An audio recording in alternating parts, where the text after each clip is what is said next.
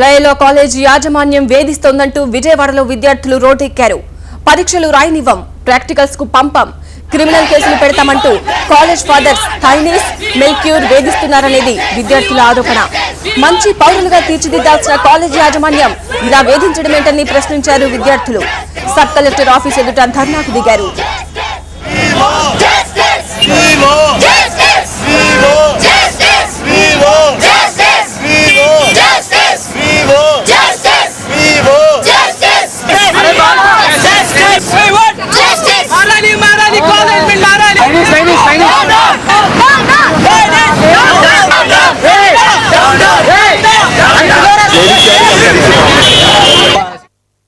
మా loyal college students అందరూ ఇక్కడ ఎందుకు గ్యాదర్ అయ్యామంటే మా కాలేజ్ లో జరుగుతున్న హెరాస్మెంట్స్ ఇంకా వాళ్ళు చేస్తున్న అన్యాయాలు అన్నిటి గురించి మేము ఈరోజు కరెక్ట్ ఆన్సర్ వచ్చేదాకా మేము స్ట్రైక్ చేయాలని చెప్పి ఇక్కడ నుంచున్నాం. మా కాలేజ్ జరుగుతున్న హెరాస్మెంట్స్ ఏంటి అంటే ఫస్ట్ ఆఫ్ ఆల్ ఫైన్స్.